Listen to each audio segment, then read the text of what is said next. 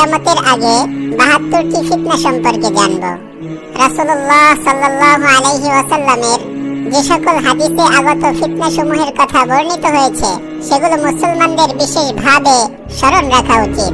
বর্তমান বিশ্বের প্রখ্যাত স্কলার আল্লামা মুফতি তাকি উসমানী দামাত বারকাতুহুমের একটি লেকচারে বিভিন্ন হাদিসের আলোকে ফিতনার ৭২টি নিদর্শন উল্লেখ করেন।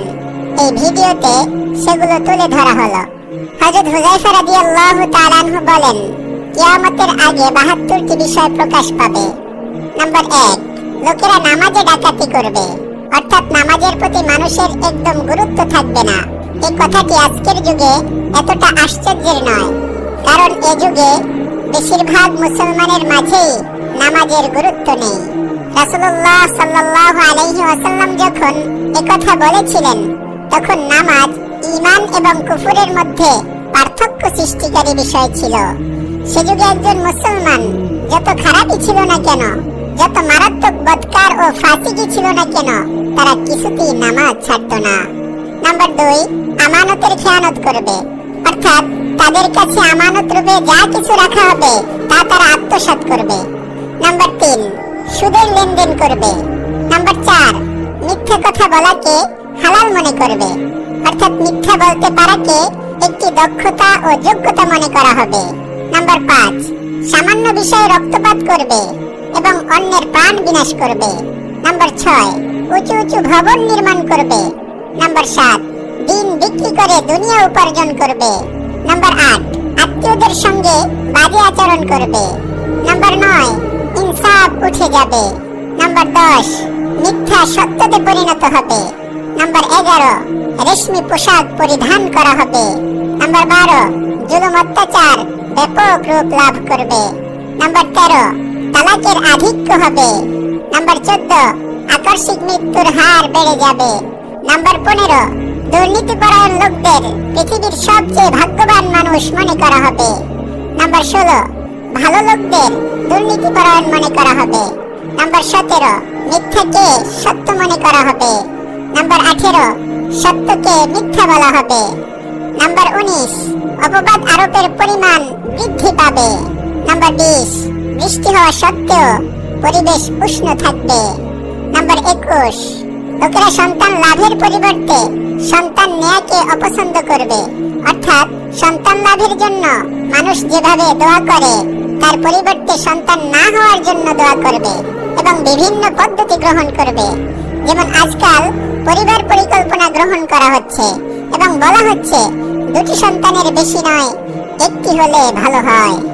নাম্বার ২২, নিজ লোকেরা সম্পদশালী হবে এবং অত্যন্ত বিলাসী জীবন যাপন করবে। নাম্বার ২৩, ভদ্রলোকেরা নিগৃহীত হবে। নাম্বার ২৪, রাষ্ট্রপ্রধান, শাসকবর্গ ও মন্ত্রী পরিষদ এবং তাদের সমর্থক ও সহযোগীরা মিথ্যা বলায় অভ্যস্ত হয়ে যাবে এবং সকাল বিকেল মিথ্যা কথা বলবে। নাম্বার ২৫, আমানতদার ব্যক্তি খেয়ানত করবে। নাম্বার ২৬, নেতৃবর্গ জালেম ও অত্যাচারী হবে। নাম্বার ২৭, আলেম এবং কারি বদকার হবে, অর্থাৎ আলেম এবং পবিত্র কোরআন তিলাওয়াতকারী লোকজনও বদকার ও ফাসিক হবে। নাম্বার ২৮, লোকেরা জীবজন্তুর চামড়া দ্বারা তৈরি উন্নত মানের পোশাক পরবে।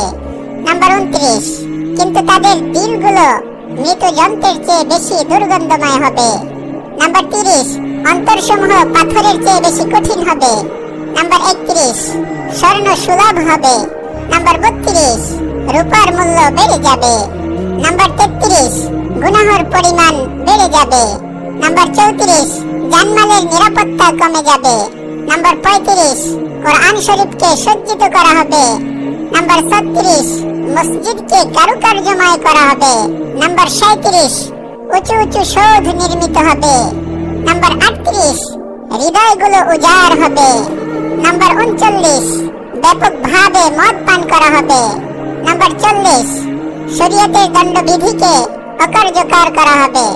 নাম্বার ৪১, দাসী ও মুনিবকে জন্ম দিবে, অর্থাৎ মেয়ে মায়ের উপর কর্তৃত্ব করবে এবং এরূপ ব্যবহার করবে যেরূপ মুনিব দাসীর সঙ্গে ব্যবহার করে। নাম্বার ৪২, এক সময় যারা খালি পায়ে ও উন্মুক্ত দেহে চলাফেরা করত এরূপ নিচু শ্রেণীর লোকেরা দেশের শাসক বনে যাবে। নাম্বার 43, পুরুষ ও মহিলা যৌথভাবে ব্যবসা করবে। মহিলারা জীবনের সকল ক্ষেত্রে পুরুষের কাঁধে কাঁধ মিলিয়ে কাজ করবে। নাম্বার 44, পুরুষরা মহিলাদের বেশভূষা ধারণ করবে। নাম্বার 45, মহিলারা পুরুষদের বেশভূষা ধারণ করবে। দূর থেকে দেখে বোঝা যাবে না এটা পুরুষ না মহিলা। নাম্বার 46, গায়রুল্লাহর নামে শপথ করা হবে। শপথ শুধু আল্লাহর নামে এবং কোরআনের উপর বৈধ, অন্য কোনো কিছুর নামে শপথ করা হারাম। কিন্তু ফিতনার যুগে মানুষ আল্লাহ ছাড়া অন্যান্য জিনিসের নামেও শপথ করবে। নাম্বার 47, মুসলমানরাও নির্দ্বিধায় মিথ্যা সাক্ষ্য দিতে প্রস্তুত থাকবে। নাম্বার 48, শুধু পরিচিত লোকদের সালাম দেওয়া হবে। অথচ রাসূলুল্লাহ সাল্লাল্লাহু আলাইহি ওয়াসাল্লামের শিক্ষা হলো তুমি যাকে চেনো তাকে সালাম করো এবং যাকে তুমি চেনো না তাকেও সালাম করো। সহিহ বুখারী হাদিস নাম্বার 12। বিশেষ করে পথ চলার সময় পথে কারো সঙ্গে সাক্ষাৎ হলে তাদের সকলকে সালাম করা উচিত। কিন্তু গমনাগমনকারী লোকদের সংখ্যা অনেক বেশি হলে এবং সালামের কারণে নিজের কাজে সমস্যা সৃষ্টি হওয়ার সম্ভাবনা থাকলে তখন সালাম না দেওয়ারও অবকাশ আছে। কিন্তু একটা সময় আসবে গমনাগমনকারীদের সংখ্যা 1-2 জন হলেও সালাম দেওয়া হবে না, সালামের রেওয়াজ একেবারেই উঠে যাবে। নাম্বার 49, দুনিয়া লাভের উদ্দেশ্যে দ্বীনি ইলম শিক্ষা দেওয়া হবে। শিক্ষা অর্জনকারীদের উদ্দেশ্য হবে এর মাধ্যমে আমাদের ডিগ্রি লাভ করা, চাকরি পাওয়া, পয়সা উপার্জন করা এবং সম্মান ও খ্যাতি অর্জিত হওয়া। নাম্বার 50, আখিরাতের কাজের দ্বারা দুনিয়া উপার্জন করা হবে। নাম্বার 51, জাতীয় ও রাষ্ট্রীয় সম্পদকে নিজের সম্পদ মনে করা হবে। নাম্বার 52, আমানতের মালকে লুটের মাল মনে করা হবে। নাম্বার 53, যাকাতকে জরিমানা মনে করা হবে।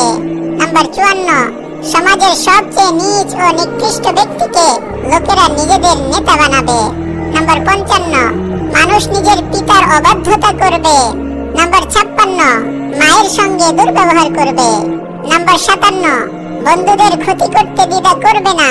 নাম্বার 58, স্ত্রীর আনুগত্য করবে। নাম্বার 59, বদকার লোকেরা মসজিদে শোরগোল করবে।